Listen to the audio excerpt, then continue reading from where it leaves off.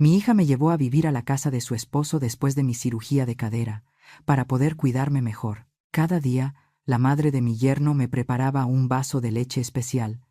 Decía que era para evitar confusiones. Un día, sin que ella lo notara, cambié los vasos en secreto. Lo que encontré en el fondo de mi vaso me dejó completamente aterrada. Pero antes de continuar, asegúrate de estar suscrito al canal. Y cuéntanos en los comentarios desde dónde estás viendo nuestro video. Nos encantaría saber hasta dónde han llegado nuestras historias de venganza. Me llamo Elena. Este año tengo 65. Una edad en la que, según dicen, una ya debería estar disfrutando de sus nietos, viviendo en paz y tranquilidad, ¿verdad? Pero ahora mismo, aquí estoy, de pie en la esquina de la cocina de mi hija, con las manos temblando como una ladrona. La muleta de madera se clava en mi costado dolorido, y mi viejo corazón late con tanta fuerza que parece querer salirse del pecho. Acabo de cambiar mi vaso de leche. El líquido dentro debería haber sido leche caliente con canela y vainilla, fragante y reconfortante. En realidad, cuando mi hija Sofía insistió en llevarme a su casa después de la operación de cadera para cuidarme, me sentí muy incómoda. Ser la suegra, mudarme con mi yerno y además con la madre de él bajo el mismo techo, solo de pensarlo ya me parecía lleno de incomodidades. Quise negarme, contratar a alguien que me cuidara en mi propia casa. Pero Sofía me tomó la mano con fuerza y me aseguró: «Mamá, no te preocupes. Mateo y mamá Carmen están de acuerdo». Fue ella misma quien dijo que entre más gente, mejor, que le haría bien tenerte aquí, para acompañarse y ayudarse mutuamente. Sus palabras me enternecieron, y pensando en todo el esfuerzo que hacía al ir y venir entre las dos casas, acabé aceptando. Y sí, la madre de mi yerno, Carmen, se mostró tan amable como lo prometió. Cada mañana, desde hace 2 semanas, me ha traído este vaso de leche desde el día que crucé la puerta de su casa. «Tome, comadre, para que se recupere pronto», me decía siempre con una voz dulce, casi celestial. ¿Pero pueden creerlo? Hoy, al mirar mi leche, no tenía el color blanco cremoso de siempre. Estaba turbia. Y en el fondo, en lugar del polvo de canela rojizo, había una capa de residuos verdosos, como moho, como algún hongo venenoso que crece en la oscuridad. Nada que ver con una especia de cocina. Contuve la respiración y con el dedo índice tembloroso toqué un poco de ese sedimento. Dudé un instante y luego lo llevé a la punta de la lengua. Dios mío, un sabor amargo, insoportable, subió hasta mi nariz. La lengua se me entumeció al instante. Era un amargor frío, con un dejo metálico, antinatural. Me tapé la boca, a punto de vomitar. Y entonces, la verdad me golpeó con una claridad espantosa. Recordé las últimas tardes. Me dormía como muerta, tanto que Sofía tenía que sacudirme llorando para despertarme. Recordé cómo, hablando con Mateo, mi lengua se enredaba, balbuceaba palabras sin sentido, mientras la baba se me escapaba por las comisuras. Recordé la sensación de tener los brazos y las piernas blandos, como si mi alma se drenara poco a poco. Pensé que era la edad, los analgésicos. Incluso temí que fuera Alzheimer precoz. Pero no, no era eso. Me estaban envenenando. Aquí, en la casa de mi hija, por la mano de esa mujer que no deja de invocar el nombre de la Virgen. Chas, chas. El sonido de unas sandalias arrastrándose por el pasillo interrumpió mis pensamientos. Y junto a ello, su voz entonando una melodía religiosa. La guadalupana, está volviendo. Carmen está volviendo. La sangre se me heló. No podía dejar que me viera con el vaso en la mano. Si se daba cuenta de que había descubierto su secreto, no sé qué haría. Mis ojos se posaron en la maceta de un gran cactus junto a la ventana. Sin pensarlo, vacié la leche allí, sobre la tierra. Tomé una cuchara y revolví la superficie para ocultar los restos. El corazón me golpeaba tan fuerte que temía que se oyera. «Rápido, Elena, rápido». Corrí al fregadero, abrí apenas el grifo, enjuagué el vaso y lo sequé con mi blusa antes de colocarlo de nuevo en el estante. Apenas terminé cuando la puerta de la cocina chirrió al abrirse. Carmen entró. Llevaba un vestido floreado enorme y un rosario pesado que se balanceaba en su pecho al caminar. Se detuvo. Sus ojos filosos me recorrieron y se fijaron en el vaso vacío de cerámica que sostenía. La sonrisa se le ensanchó. Satisfecha. ¿Se lo terminó, comadre?, me dijo con voz dulce, aterciopelada. Qué bueno, qué bueno. La Virgencita de Guadalupe la va a ayudar a sanar pronto, para que vuelva a caminar con su familia. Tenía que fingir, mi vida dependía de mi actuación. Respiré hondo, forzando una sonrisa débil. Gracias, Carmen. Se ha molestado mucho. Solo que... vacilé, observando su expresión. Hoy la leche sabe un poco diferente. Su sonrisa titubeó. Los ojos se le entrecerraron, alertas. «¿Diferente?», repitió, con tono suave pero calculador. «Es la misma receta de siempre. Quizás puse un poco más de miel silvestre. Ya sabe, es buena para la salud». «¿Miel? ¿Cree que soy una niña?». Me tapé la boca fingiendo un bostezo, frotándome la sien, como si el sueño me venciera. Debe ser eso, o que los analgésicos me amargan la boca. ¡Ay! ¡Qué sueño me dio de repente! La tensión en su cara se disolvió al instante. Volvió a sonreír, esta vez con un brillo de satisfacción escalofriante. «Lo ve, comadre. El remedio ya está haciendo efecto», dijo, dándome unas palmaditas en el hombro. Su toque era helado. «El sueño cura. Váyase a descansar. Yo recojo todo». Asentí, fingiendo cansancio, y me alejé despacio por el pasillo. Sentía su mirada clavada en mi espalda encorvada. La mirada de una cazadora que observa a su presa caer en la trampa, esperando el momento de dar el golpe final. El primer día que me mudé aquí después de la operación de cadera, todo parecía perfecto. Mi hija Sofía y su esposo Mateo eran personas muy ocupadas. Salían temprano y regresaban ya entrada la noche, dejando la enorme casa vacía y silenciosa. Fue entonces cuando Carmen, mi consuegra, apareció como una salvadora. Se ofreció a cuidarme con un aire tan bondadoso y piadoso que me conmovió de verdad. «Descanse», Elena me dijo una vez. «Cuidarla a usted también es una forma de ganar bendiciones para mis hijos y nietos». Y yo le creí. Creí en el afecto familiar, en la apariencia decente de una mujer devota. Pero ahora, mirando atrás, entiendo que su amabilidad no era bondad, sino un cálculo meticuloso. Apenas 2 semanas después, su cuidado empezó a transformarse. Ya no se limitaba a cocinar o limpiar. Comenzó a controlar todo lo que tenía que ver conmigo. Insistía en darme las medicinas con sus propias manos, en servirme cada comida, y lo más inquietante de todo, el famoso vaso de leche matutino. Al principio pensé que era un detalle cariñoso, pero ahora, al pensarlo bien, veo un patrón aterrador. Cada vez que bebía esa leche, unos 30 minutos después, mi cabeza comenzaba a dar vueltas. Me sentía somnolienta, los párpados pesados, el cuerpo flojo, sin fuerzas. A veces quería hablar con mi hija, pero la lengua se me trababa, y lo que decía no tenía sentido, como si estuviera perdiendo la razón. Al caer la tarde, cuando el efecto de aquella sustancia se desvanecía, recobraba la conciencia agotada, con el cráneo a punto de estallar.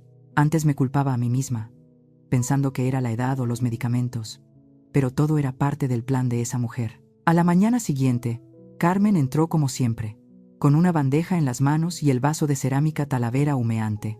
La sonrisa en su cara, esa sonrisa que ahora me daba náusea, seguía intacta.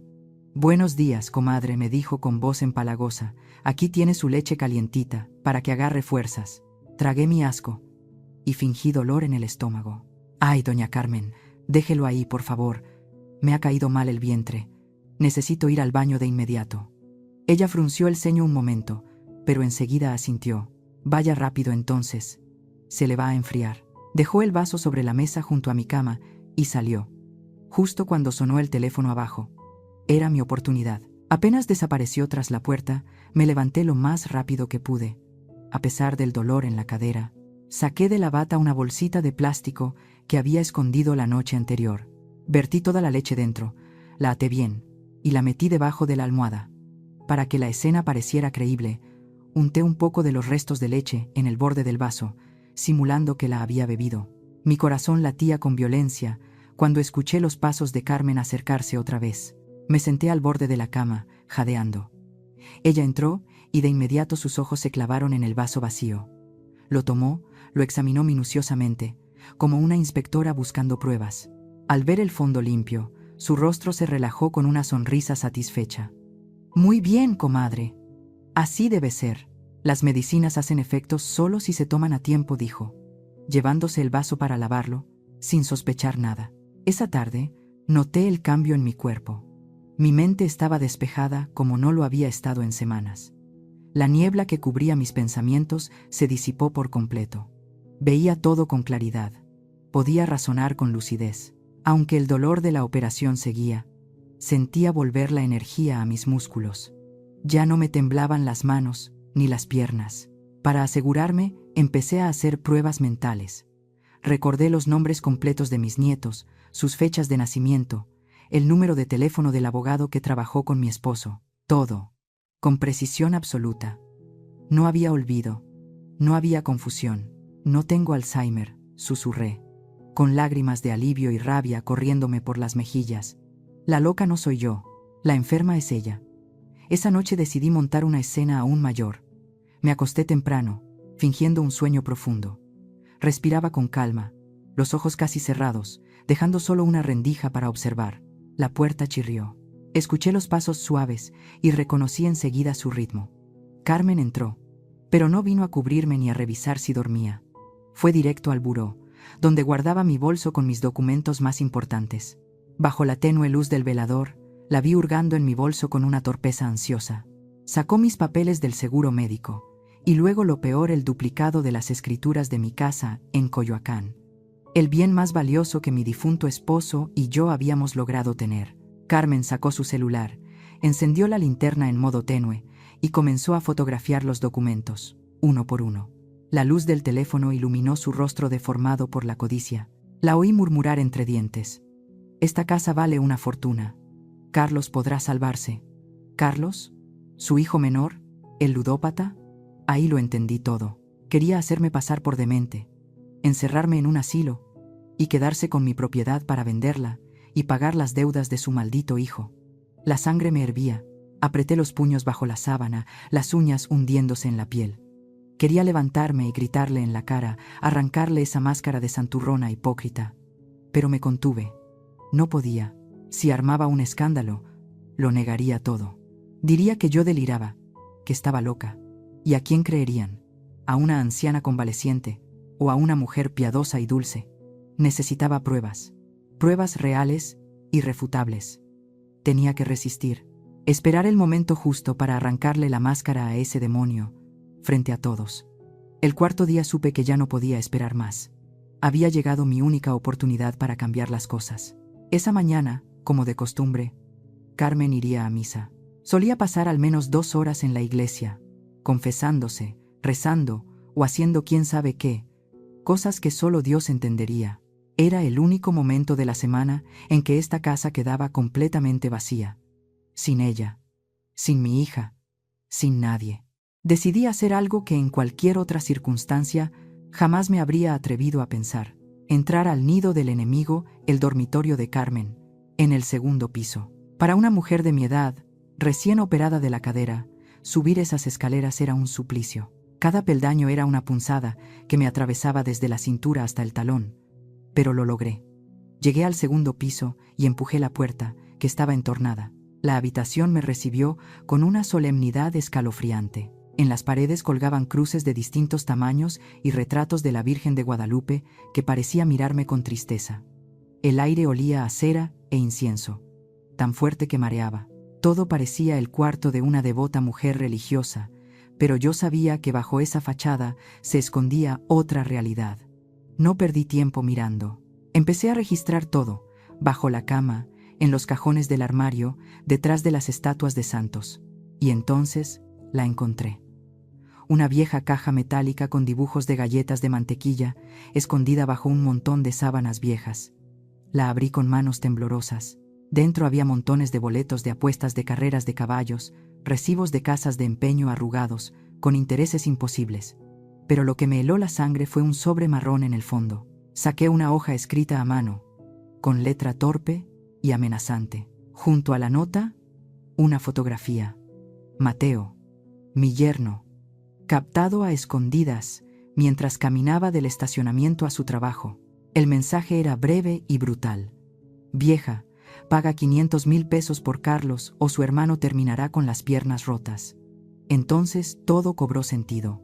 Carlos, el hijo menor de Carmen, el parásito que ella siempre trataba de ocultar, estaba metido hasta el cuello en deudas con criminales. Debía una fortuna que su madre no podía pagar. Y Mateo, su otro hijo, el buen muchacho, era el blanco de las amenazas. Carmen necesitaba dinero, mucho dinero, urgentemente. Y el blanco más fácil era yo, mi casa, mis ahorros, todo lo que mi difunto esposo y yo habíamos trabajado. Ella planeaba volverme loca, internarme y vender mi propiedad para tapar el agujero negro que su hijo había cavado. Las manos me temblaban, pero saqué mi viejo celular y tomé fotos de la carta y de la imagen. El flash apenas brilló cuando escuché un chasquido seco desde la planta baja. El corazón se me paralizó. La cerradura. Alguien abría la puerta principal. Aguzé el oído. Pasos apresurados, murmurando algo. Era Carmen. Había regresado antes de lo previsto. El pánico me invadió. Estaba atrapada en el segundo piso, sin poder correr con esta pierna. Si intentaba bajar, me encontraría de frente con ella. Busqué desesperada un escondite. Los escalones crujían bajo sus pies. ¿Dónde lo habré dejado? Si yo lo tenía aquí, murmuraba, cada vez más cerca. No tenía salida. De pronto vi la puerta del baño dentro de su habitación. Guardé la caja de metal en su sitio, debajo de las sábanas, y me metí cojeando al baño. Cerré la puerta sin echar el pestillo. Tiré de la cadena con fuerza. El ruido del agua tapó mis jadeos. La puerta del cuarto se abrió de golpe. ¿Quién anda ahí?, gritó Carmen, alarmada, con un tono de sospecha feroz.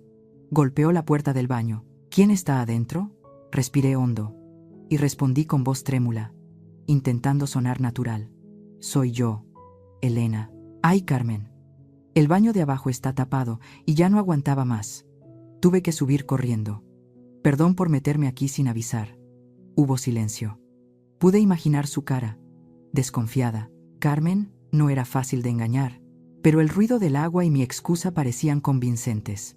¿Doña Elena? Su voz bajó un poco, pero seguía tensa. ¿Y cómo subió con esa pierna? Abrí la puerta despacio. Mi rostro estaba pálido. El dolor era real, no fingido. Apoyándome en la muleta, encorvada, respondí. Fue una locura, lo sé, pero no me quedaba de otra. Mi estómago me está matando, y el baño de abajo no funciona. Temí que se desbordara todo. Le pido disculpas, Carmen. Ella me observó de arriba abajo, los ojos entrecerrados, agudos como cuchillas. Luego resopló con frialdad. La próxima vez, llámeme. O aguántese tantito, no quiero que se caiga por andar subiendo escaleras. Después mis hijos son los que sufren cuidándola. Sin decir más, fue hasta su cama. Tomó una Biblia de pasta negra y salió sin mirarme otra vez, bajando deprisa las escaleras para alcanzar la misa. Yo me dejé caer contra la pared del baño, resbalando hasta el suelo. El sudor frío empapaba mi blusa. Había escapado por un pelo, pero lo supe con certeza. La mirada que me lanzó antes de irse no era simple molestia, era sospecha. Carmen empezaba a dudar de mí, y eso la volvía aún más peligrosa. Después del susto en el segundo piso, me quedé sentada en mi habitación, con las manos aún temblando mientras sostenía un vaso de agua. La verdad ya era innegable. Estaba sola, completamente sola, en la casa de mi propia hija, atrapada entre el amor ciego de Sofía por su suegra y la crueldad calculada de Carmen, mi consuegra. Mi Sofía, mi niña, trabajaba sin descanso y confiaba demasiado en esa fachada de santidad que Carmen había construido con tanto esmero. Si le dijera ahora que su querida mamá política me estaba envenenando para quedarse con mis bienes, ¿qué pensaría? Me tomaría por una anciana paranoica, justo lo que Carmen quería que creyera. Necesitaba un aliado, alguien externo, lúcido, profesional, y por encima de todo alguien que confiara en mí sin dudar. Entonces recordé a Juana, mi amiga de 40 años, ex jefa de enfermeras del hospital de la ciudad, la única persona que podía ayudarme. Esa tarde, mientras Carmen estaba ocupada en la cocina con la licuadora rugiendo a todo volumen, aproveché mi oportunidad. Sabía que había tomado prestado mi celular desde el día anterior con la excusa de cargarlo. En realidad, era su manera de aislarme del mundo. Me levanté con cuidado, apoyándome en la muleta, y me deslicé hasta la sala, donde aún colgaba el teléfono fijo cubierto de polvo. Descolgué el auricular y marqué de memoria el número de Juana. «¿Aló?» Su voz, ronca y firme, sonó al otro lado. «Juana, ¿soy yo?», Elena susurré, mirando hacia la puerta de la cocina. «Escúchame, no hagas preguntas. Ven a verme esta tarde. Trae tu maletín de análisis si puedes. Estoy siendo cuidadamente atendida». Hubo un breve silencio, pero Juana entendió de inmediato. Con sus años de experiencia, no necesitaba explicaciones. Entendido, respondió con tono serio. «Llevaré pan dulce para disimular». «Cuídate, amiga». Colgué justo cuando el ruido de la licuadora se detuvo. Corrí de regreso al sofá, tomé un periódico viejo y fingí leer, mientras el corazón me golpeaba el pecho. A las 4 de la tarde, el timbre sonó. Carmen, que estaba trapeando el piso, frunció el ceño y fue a abrir, murmurando algo entre dientes. Apenas la puerta se abrió, la voz potente de Juana llenó toda la casa. «Ay, por Dios, ¿cuánto tiempo sin verte? Traje unos panecitos dulces para mi amiga del alma. ¿Dónde está Elena?». Juana entró como una tormenta, con una caja de pan dulce en una mano y su enorme bolso médico en la otra. Carmen no tuvo más remedio que sonreír falsamente y dejarla pasar. No podía echarla. Juana hablaba sin parar, con ese tono alegre que no admitía interrupciones, comentando sobre el mercado, los vecinos, los nietos. Juana me abrazó tan fuerte que casi me deja sin aire. Pero ese abrazo me devolvió el calor humano que había perdido. «Elena, estás pálida como un papel. ¿Qué estás comiendo, mujer?», dijo en voz alta, y al mismo tiempo me guiñó un ojo. Carmen se quedó de pie, observándonos con cautela. Juana, fingiendo una sonrisa, le dijo: «Doña Carmen, ¿sería tan amable de traerme una tacita de té? Con pan dulce solo, se me atora la garganta». Carmen dudó, pero al final asintió y fue a la cocina. Apenas desapareció, Juana se inclinó hacia mí y su voz se volvió baja y afilada. «Tus ojos están claros, las pupilas normales, pero tu piel está fría y el pulso rápido. ¿Qué estás tomando?».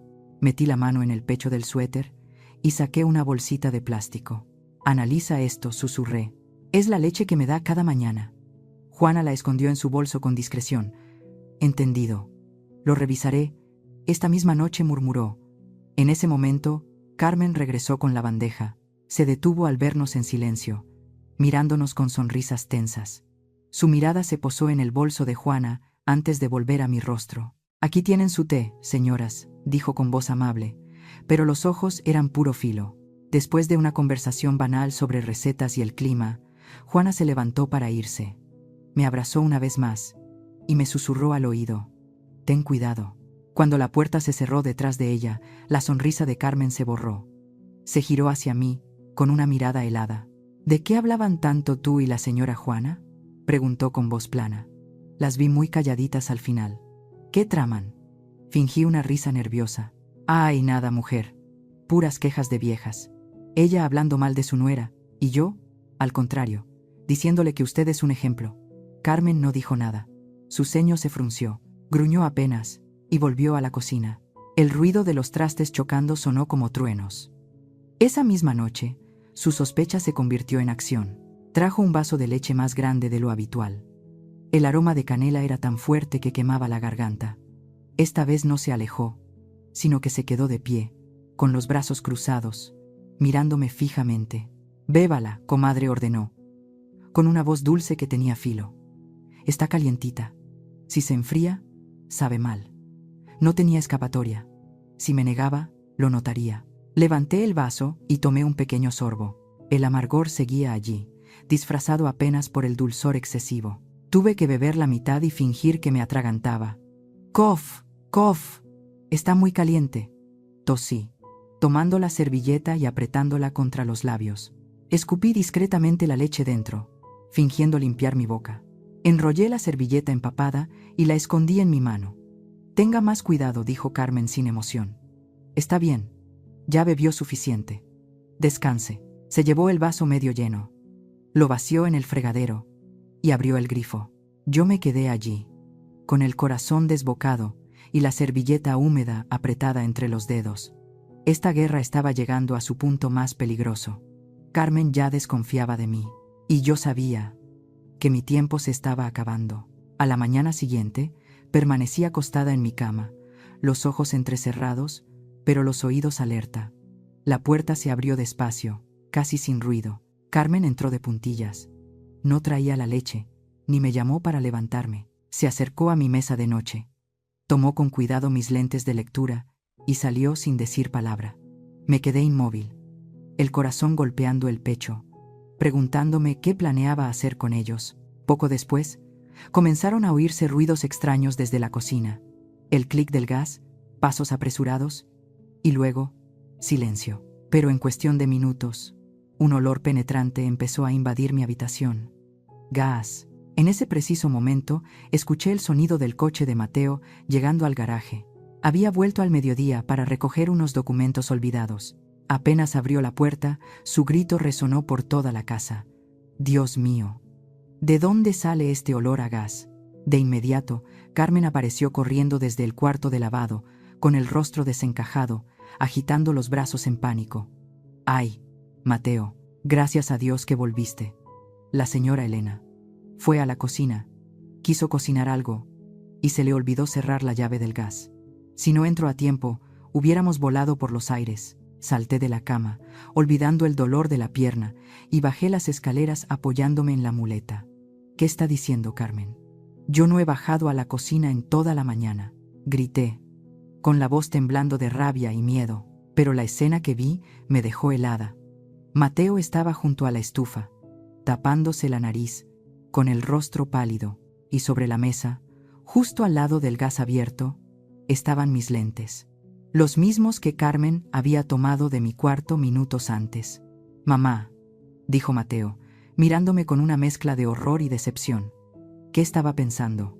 No fui yo, chillé. Ella me robó los lentes.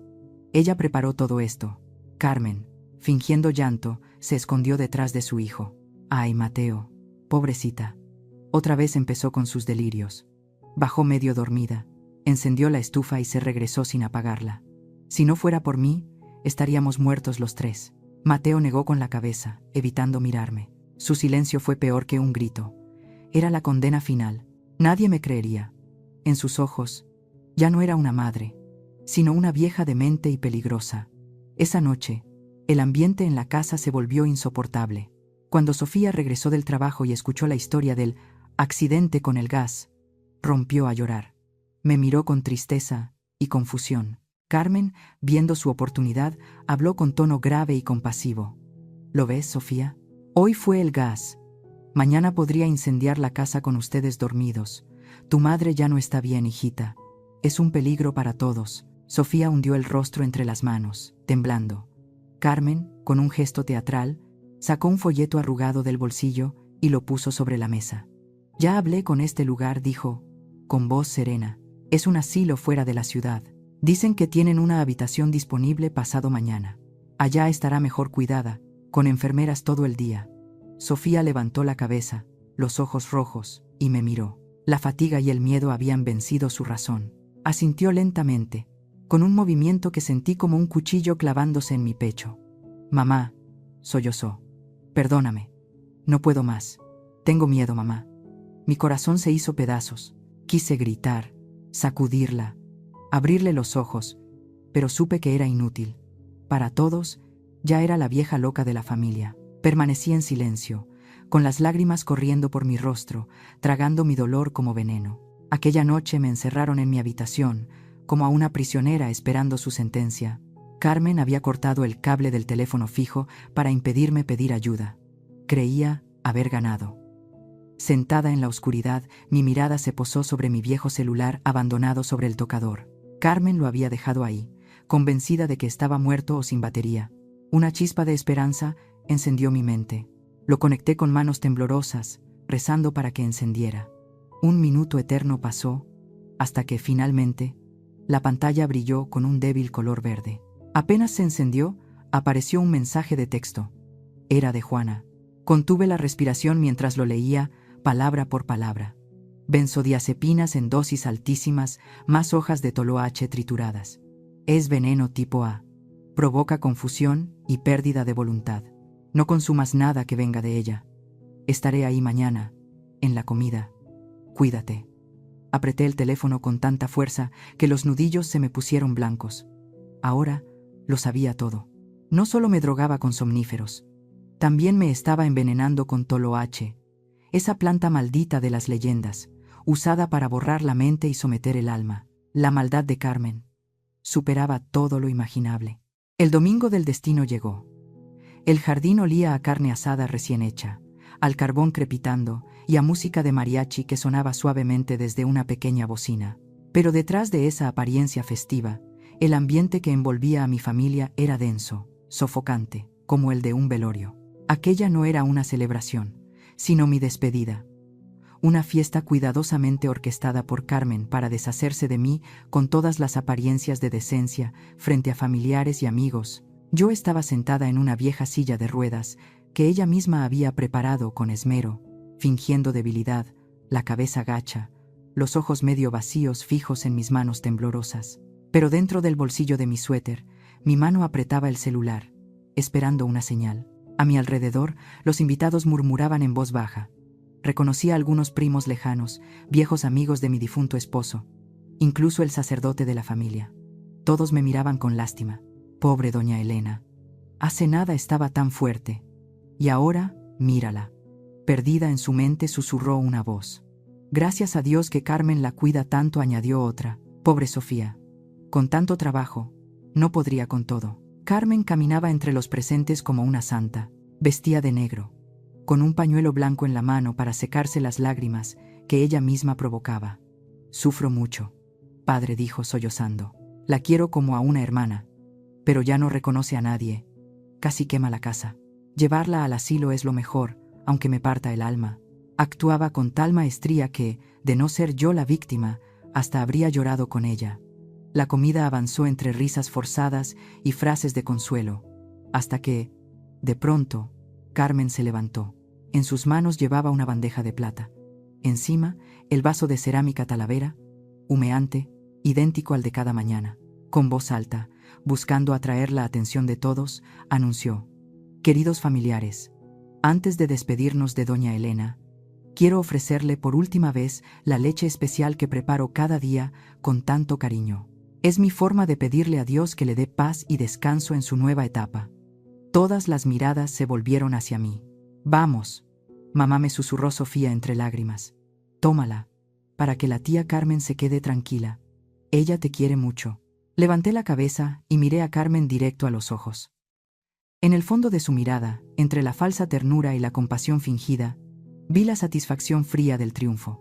Creía haber ganado. Creía que bebería aquel veneno sin oponerme, como cada mañana, hasta hundirme por completo en su infierno silencioso. Extendí la mano y tomé el vaso. Pesaba más de lo normal. Carmen sonrió, asintiendo.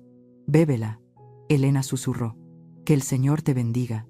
Sostuve el vaso a la altura de los ojos, y de repente, con toda la fuerza que aún me quedaba y toda la rabia acumulada, lo lancé contra el suelo. ¡Crash! El talavera se hizo pedazos, rompiendo el silencio solemne de la reunión. El líquido blanco salpicó por todas partes, manchando el vestido negro de Carmen, pero lo que yo quería que todos vieran brillaba a plena luz del mediodía. Entre la leche derramada se distinguían grumos verdosos, espeso y viscoso, como lodo. Un murmullo recorrió el patio. Carmen se quedó inmóvil, el color huyendo de su rostro. Pasó del rojo al blanco y de ahí al púrpura de la ira. Iba a gritarme, a insultarme frente a todos cuando ¡ring! ¡Ring! ¡Ring! El timbre sonó, insistente, urgente. La puerta de hierro se abrió de golpe, y por ella entró Juana, despeinada, jadeando, con una carpeta médica enorme en la mano. «¡Nadie toque eso!», gritó con voz firme de enfermera acostumbrada a mandar. «Es evidencia». El silencio cayó como una losa. Carmen retrocedió un paso, temblando. Juana avanzó hacia la mesa principal y arrojó la carpeta frente al sacerdote y a Sofía. Las hojas volaron por el aire. «Lean, todos lean», vociferó. «Benzodiazepinas en dosis capaces de matar a un animal. Positivo absoluto. Esta mujer», señaló a Carmen, «está envenenando a su consuegra. La estaba convirtiendo en un cadáver viviente dentro de su propia casa». Sofía tomó una de las hojas, pero sus manos temblaban tanto que el papel crujió. Aunque no comprendía todos los términos médicos, las palabras tóxico de clase A y los valores en rojo bastaron para hacerla palidecer. Carmen, sin color en la cara, tartamudeó, buscando una salida. Miente. Está loca. Juana y ella se confabularon para destruirme. Eso era un remedio natural, una medicina tradicional. Juana soltó una risa seca, cruel. ¿Remedio natural? ¿Suplemento para el cerebro?, repitió con sarcasmo. Luego se giró hacia Mateo, que estaba paralizado, sin saber qué hacer. Mateo, entra al cuarto de tu madre. Revisa detrás del cuadro grande. Allí está la verdad. Yo contuve el aliento. Sabía que Juana se refería al escondite que yo había descubierto días antes. Mateo me miró. Miró a Sofía y luego a su madre. El miedo y la confusión se reflejaban en sus ojos. Finalmente, giró sobre sus talones y corrió hacia la casa. 1 minuto. 2. El silencio era tan denso que se oían los chasquidos del carbón en la parrilla. Carmen temblaba, empapada en sudor, con las manos aferradas al pecho. Entonces, Mateo volvió. Sus pasos eran pesados, como si cargara el mundo. En sus manos traía una caja de lata azul. La abrió frente a todos. Dentro había un frasco sin etiqueta, con un polvo verde idéntico al de la leche, y varios blisters de pastillas ansiolíticas abiertas, tiradas al azar. Mateo levantó la vista. Las lágrimas le nublaban los ojos. Su voz se quebró al hablar. «Mamá, ¿qué es esto? ¿Qué hiciste? ¿De verdad querías hacerle daño a la mamá de Sofía? ¿Por qué, mamá? ¿Por qué hiciste esto?» Frente a las pruebas irrefutables, Carmen comprendió que ya no tenía escapatoria. La máscara de santidad y devoción que había cultivado durante tantos años se hizo añicos, igual que el vaso de cerámica roto a mis pies. En ese instante de desesperación, hizo justo lo que yo había previsto. Se convirtió en víctima.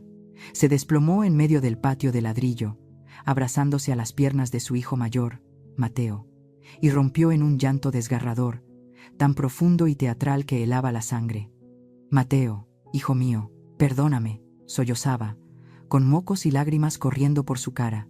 «Todo lo hice por ti, por esta familia. Carlos, tu hermano, está en peligro. Los prestamistas, los malditos delincuentes, amenazan con romperle las piernas si no pago 500,000 pesos esta semana». ¿Cómo podía quedarme cruzada de brazos viendo morir a mi hijo? Mateo se quedó petrificado, con el frasco del veneno aún en la mano. Temblaba, entre la ira y la incredulidad. Al ver que su hijo no respondía, Carmen se volvió hacia Sofía, y luego hacia mí, buscando compasión, suplicando con voz entrecortada. Necesitaba dinero, no tenía salida, solo quería que doña Elena durmiera un poco, que firmara los papeles de la casa, nada más. Después iba a detenerme, lo juro por Dios.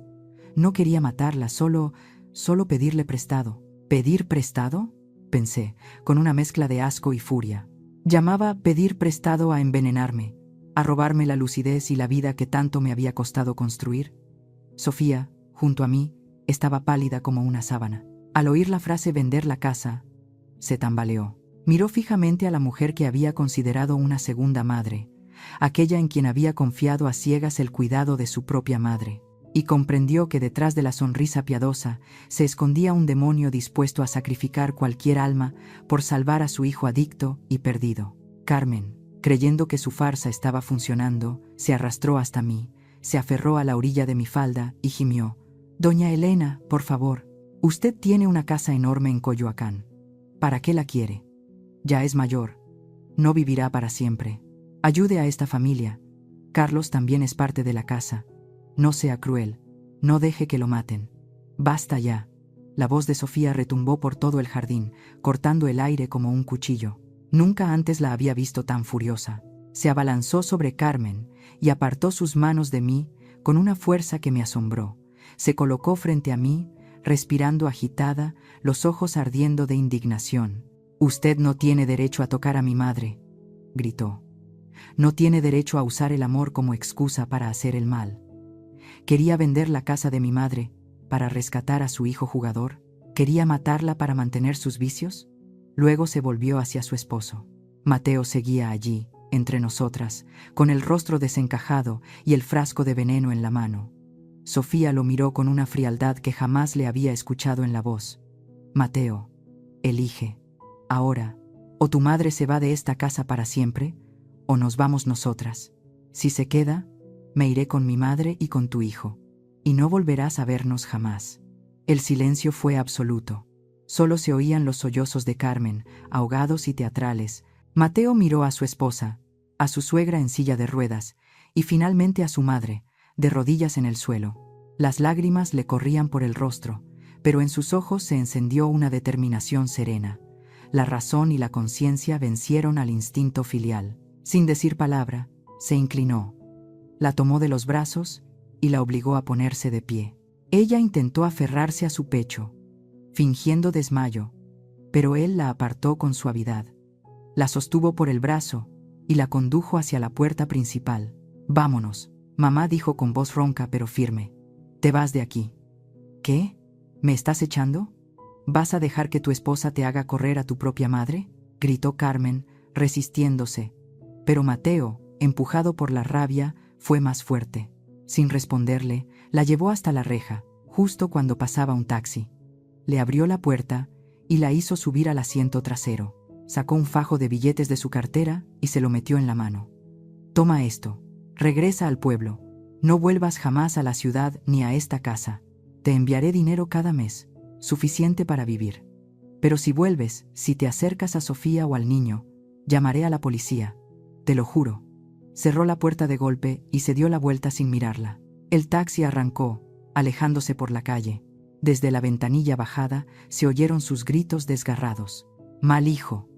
Ingrato, dejas a tu madre por una mujer. Y tú, Elena, bruja maldita, el infierno te espera. Te maldigo, a ti y a toda tu familia».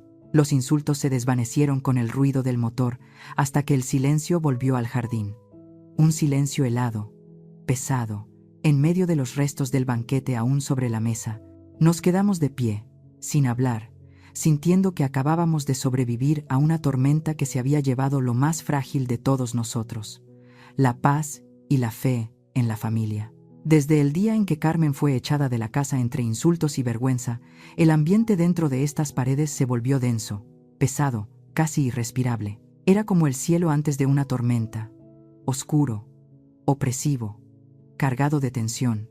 El silencio lo llenaba todo, apenas interrumpido por algún suspiro o el crujido suave de pasos por el pasillo. Sofía, mi hija, se hundió en la culpa, pidió una licencia prolongada en su trabajo y se quedó conmigo todo el tiempo, cuidándome. Cocinaba, limpiaba, me ayudaba a caminar. Hacía todo lo que antes hacía su suegra, como si tratara de expiar su falta de atención. Verla así, tan delgada, con los ojos ojerosos por las noches en vela, me partía el alma, pero no sabía cómo consolarla, porque yo misma estaba librando mi propia batalla, las secuelas del veneno. Mi cuerpo envejecido empezó a reaccionar tras tanto tiempo, bajo el efecto del benzodiazepino y el toloache. Pasé por un síndrome de abstinencia peor que cualquier enfermedad que haya sufrido. No podía dormir, pasaba las noches enteras despierta, mirando el techo en la oscuridad, empapada en sudor aunque el frío calara los huesos. Las manos me temblaban tanto que a veces no lograba sostener un vaso de agua sin derramarlo. Pero lo peor eran los ataques de pánico repentinos. Sin motivo, el corazón me golpeaba el pecho como un tambor.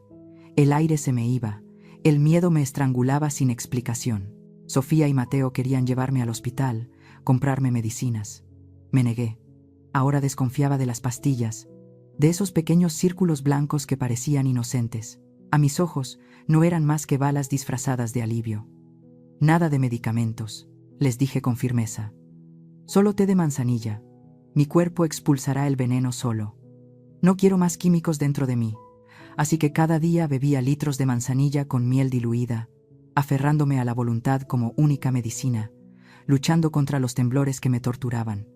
Pero la calma no duró mucho. La sombra de la familia de Carmen aún no nos dejaba en paz. Carlos, su hijo menor, aquel bueno para nada que ella intentó salvar vendiendo mi casa, se volvió loco cuando supo que su madre había sido expulsada y su plan había fracasado. Sin dinero, sin salida, decidió desquitar su furia con su propio hermano y su familia. Todo comenzó con llamadas anónimas a medianoche. El teléfono sonaba ensordecedor en la quietud de la casa. Cuando Mateo contestaba, del otro lado solo se oía una respiración pesada o una voz áspera escupiendo amenazas. Más vale que se cuiden. Sé dónde estudia su hijo. Mateo, pálido de miedo, acabó por desconectar el aparato. Pero el miedo no se apaga con un cable. Unos días después, el terror subió de nivel. A la mañana siguiente, cuando Mateo salió para ir al trabajo, encontró el coche con los cristales hechos pedazos. Los fragmentos brillaban en el suelo bajo la luz del amanecer como advertencias afiladas. Y sobre el muro blanco del jardín, alguien había pintado en rojo chillante una frase que helaba la sangre. Paga o paga con sangre. La pintura goteaba como si fuera sangre fresca. Mateo se derrumbó. Su carácter dócil no soportaba la presión. Se dejó caer en el escalón de la entrada, con las manos en la cabeza. «Mamá, Sofía», balbuceó, la voz quebrada. «Tal vez deberíamos pagarle. Tengo unos ahorros. Y el bono del trabajo, quizá alcance. Si nos hacen daño, si le pasa algo a los niños, prefiero perder el dinero que perder una vida». Sus palabras me encendieron la sangre. Golpeé el piso con el bastón. El sonido seco resonó como un trueno. Ambos me miraron sorprendidos. «No», rugí, con la voz ronca, pero llena de fuerza. «Ni un peso. ¿Hasta cuándo van a alimentar a esa bestia? Si hoy le das dinero, mañana pedirá más. La avaricia de esa gente no tiene fondo. Cedes una vez, y te devoran entera. Esto se acaba aquí. Nosotros no hicimos nada malo. No nos arrodillaremos ante el mal». Mateo me miró boquiabierto. No podía creer que su suegra frágil y enferma hablara con tanta determinación. Pero en mis ojos vio algo que no dejaba espacio a la duda. Una fuerza antigua, la de una mujer que había perdido demasiado como para volver a ceder. Bajé un poco la voz, sin perder la firmeza. «Escúchame, Mateo. Tú eres el sostén de esta familia. No puedes flaquear. No vamos a ceder. Vamos a luchar». Sabía que si solo nos manteníamos a la defensiva, mi familia viviría para siempre bajo el miedo. Carlos y su madre no se detendrían hasta vernos destruidos. Era hora de contraatacar. La Elena que una vez temió, ahora iba a responder. Saqué del fondo del armario una vieja libreta de contactos cubierta de polvo y busqué un nombre que no pronunciaba desde que mi esposo murió. El licenciado Ramírez. Había sido compañero de estudios de mi difunto marido y era conocido en toda Ciudad de México como un tiburón del derecho penal. Temido, implacable y eficaz en los tribunales. Marqué el número con los dedos temblorosos. Para mi sorpresa, todavía recordaba mi nombre, y el de su viejo amigo. Aceptó verme de inmediato. A la mañana siguiente, Ramírez llegó a casa. Seguía siendo el mismo. Traje impecable, mirada cortante, movimientos precisos. Le conté todo. Le mostré los resultados del laboratorio que Juana había conseguido, el frasco con el veneno que Mateo había encontrado y las fotografías de los mensajes amenazantes. Escuchó en silencio, asintiendo con gravedad. «Es suficiente», dijo al final, con voz gélida. «Más que suficiente para meterla a la cárcel y mandar al hijo detrás de ella». En la mesa del comedor redactamos juntos la denuncia. 3 cargos concretos: intento de homicidio por envenenamiento, fraude y apropiación indebida de bienes y violencia contra persona mayor. Cada delito respaldado con pruebas irrefutables. Simultáneamente, entregué a la policía todas las grabaciones de las llamadas amenazantes de Carlos, exigiendo una investigación urgente. Pero con Carlos, un criminal desesperado y fuera de control, la ley no sería lo bastante rápida. Había que detenerlo antes de que dañara a alguien. Hablé con Mateo y le propuse un plan arriesgado. «Tienes que servir de cebo», le dije, tomándole las manos con firmeza. «Lo citarás. Le dirás que llevarás el dinero. La policía hará el resto». Mateo se puso pálido, pero cuando vio la determinación en mis ojos, la de una madre que ya no temía nada, asintió. La cita se fijó para el mediodía siguiente, en un café solitario a las afueras de la ciudad. Mateo llegó temprano. Se sentó solo, con un portafolio negro entre las piernas. A su alrededor, los supuestos clientes leyendo el periódico o bebiendo café eran, en realidad, policías vestidos de civil. Carlos llegó 15 minutos tarde. Entró tambaleándose, con los ojos inyectados, la ropa arrugada y el rostro crispado por la rabia. Se abalanzó sobre la mesa de Mateo y golpeó con fuerza. «¿Dónde está el dinero?», gruñó, escupiendo al hablar. «¿Trajiste los 500,000 pesos o no?». Mateo respiró hondo, fingiendo nerviosismo según el plan. «Solo pude conseguir la mitad, Carlos. Llévatela por ahora y te doy el resto en unos días». «¿La mitad? Al diablo la mitad», rugió el otro, tirando la silla y sacando un cuchillo automático. El chasquido del metal al abrirse resonó en todo el local. Le apuntó directamente al rostro de su hermano. «Dámelo ahora mismo, o te mato aquí mismo». En ese instante, el infierno se desató. «¡Policía! ¡Suelta el arma!», gritaron varias voces. Los clientes se levantaron al unísono, armas desenfundadas apuntando a Carlos. Él intentó correr, pero fue inútil. 3 agentes lo derribaron y lo esposaron contra el suelo. El metal de las esposas tintineó, mezclado con sus gritos y maldiciones. Fue arrestado infraganti por extorsión y posesión ilegal de armas. Mateo, empapado en sudor, respiró por fin, libre del terror. La noticia se propagó como fuego en rastrojo. En el interrogatorio, doña Carmen se desplomó. Sin el amparo de su hijo y con las pruebas médicas, los testimonios y la denuncia de Juana, no tenía escapatoria. El licenciado Ramírez fue implacable. Presentó los análisis positivos de Toloache, el testimonio de Mateo y las grabaciones.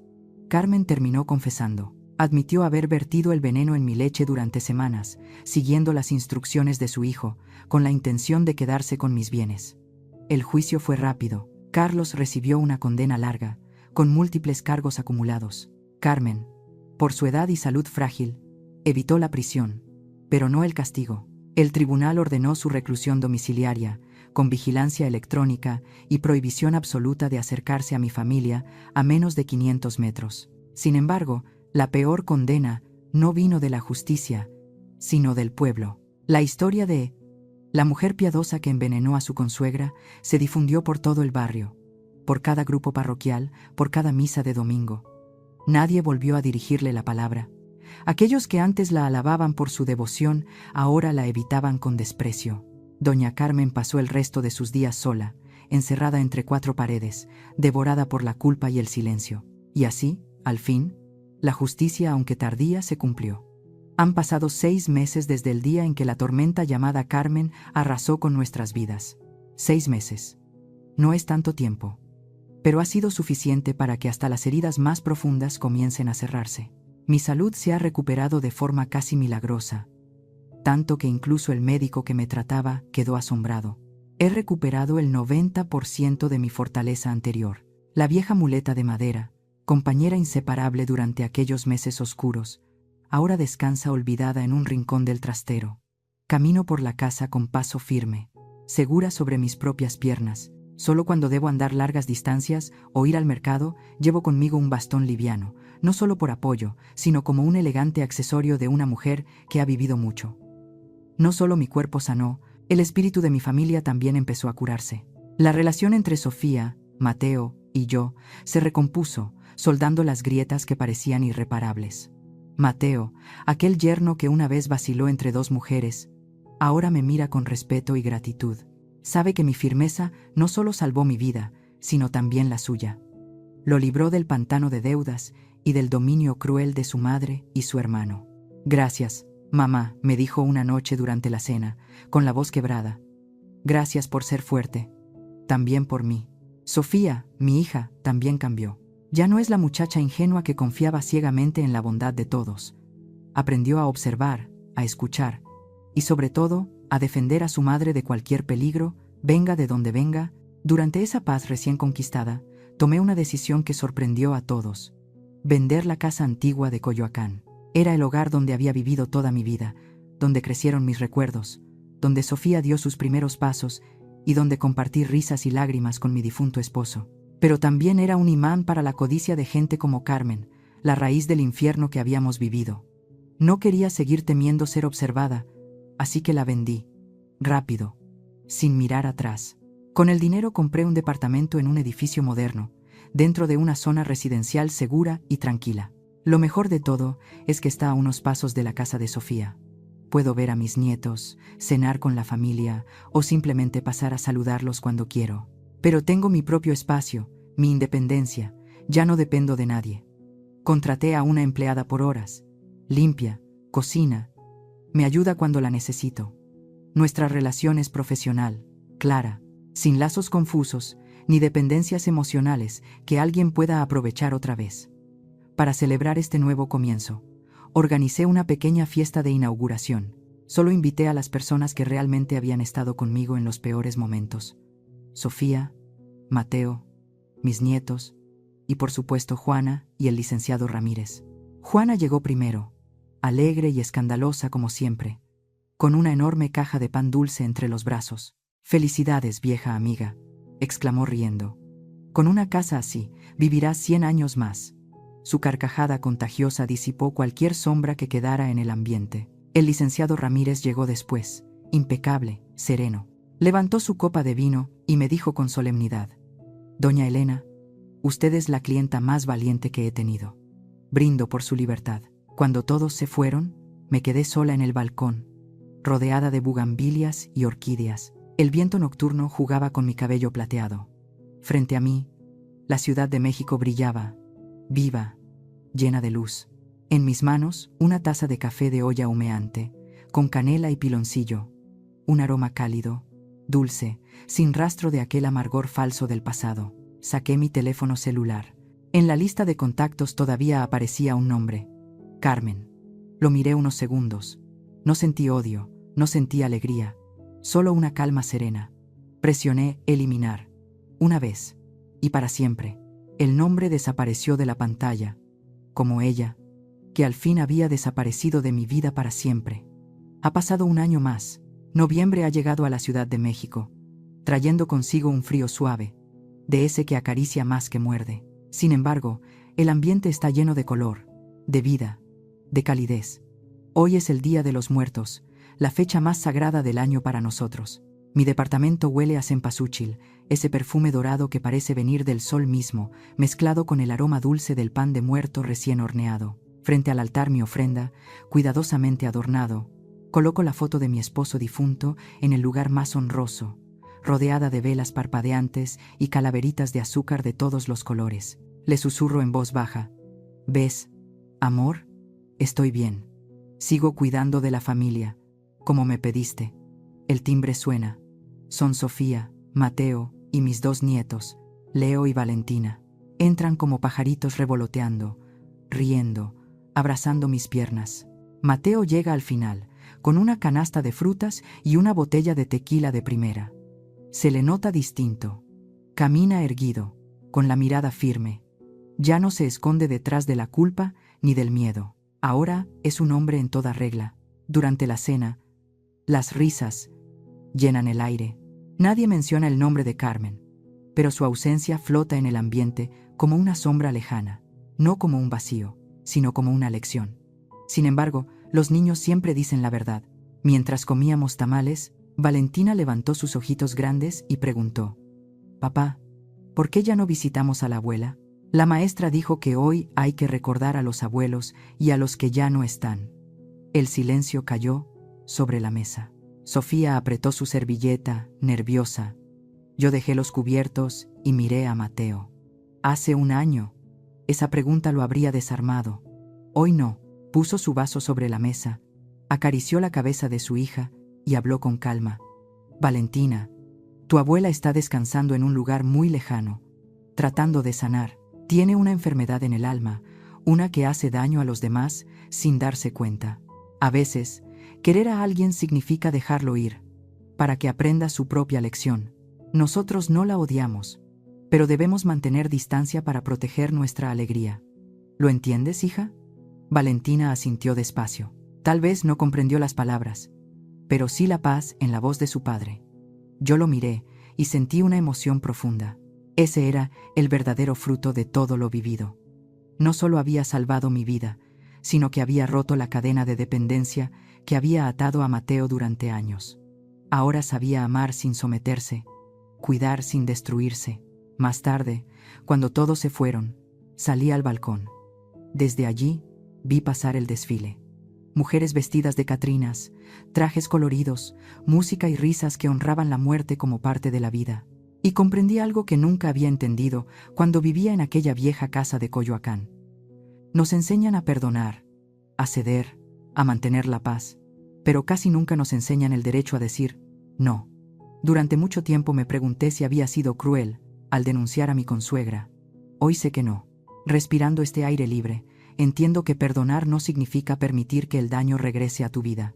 El perdón verdadero consiste en soltar el rencor del corazón, pero también en levantar un muro firme para que el mal no vuelva a entrar. Pensé en Carmen. Dicen que vive sola en el campo, rechazada por su propia familia, sobreviviendo gracias al dinero que Mateo le envía cada mes. No es un castigo mío, sino la cosecha natural de lo que sembró. Sembró control, engaño y codicia, y ahora recoge soledad. Yo, en cambio, sembré verdad, valor y dignidad. Y por eso, hoy cosecho paz y respeto. Tomé un sorbo de té de manzanilla, su dulzura suave se esparció por mi boca. Ningún rastro del amargor del pasado. La vida es demasiado corta para beber los vasos de leche envenenada que otros te ofrecen, aunque lo hagan en nombre del amor o del deber. Prepárate tu propia taza de libertad. Atrévete a romper los vasos que te encadenan, aunque sean de porcelana fina o reliquias familiares. Porque cuando el vaso se rompe, lo único que pierdes es un objeto, pero lo que recuperas es una vida entera. Soy Elena, y estoy viviendo los días más luminosos de mi existencia. No como una anciana esperando la muerte, sino como una mujer que, al fin, ha vuelto a empezar de nuevo. Gracias por escuchar hasta el final. Si esta historia tocó tu corazón, compártela con alguien a quien ames. A veces, una sola historia basta para suavizar un día lleno de cansancio. Comparte también las historias de tu familia o de alguna mujer cercana a ti, y escuchemos juntos los caminos de aquellas que transformaron el dolor en fuerza, las heridas en sabiduría. Cada día, una mujer. Cada día, una lección de valentía y dignidad. Que la bendición de Dios esté siempre contigo. Nos vemos en la próxima historia.